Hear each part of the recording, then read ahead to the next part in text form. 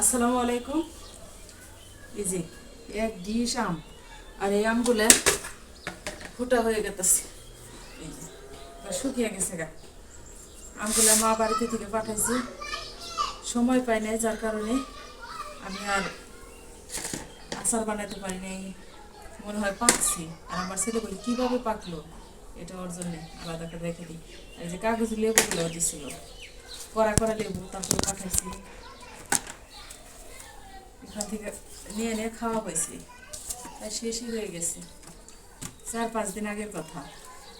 এই আমগুলা নষ্ট হয়ে যেতেছে, আর এই যে নষ্ট হয়ে যেতেছে। যদি সম্ভব কাল পরশু আমি আচার করব।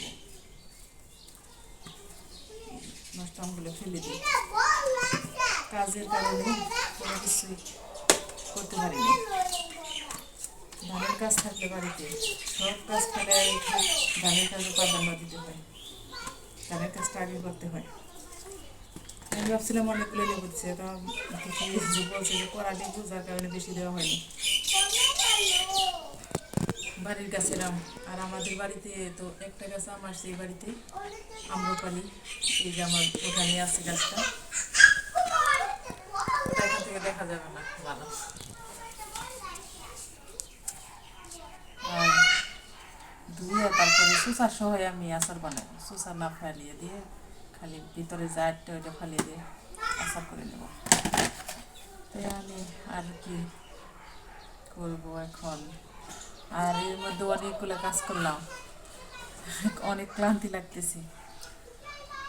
ধানের কাজ শেষ করে দুয়ার ঘর ঝাড়ু করা, এই যে ঘর সম্পূর্ণ ক্লিন করে আবার মোছা, তারপরে গোসল আসল, ছেলে মেয়ে খাওয়া দাওয়া, রান্না বান্না সব কাজ করে দেখা যায় একদিনও, এই 10-12 দিনে ঠিক টাইমে গোসল হয় নাই। একদম বিকেলের দিকে বা মাগরিবের দিকে এরকম হয়েছে। যাই হোক, তারপরেও কিন্তু যে কাজগুলো সারার পর সারা বছর কিন্তু বসে আরামে খাওয়া যাবে।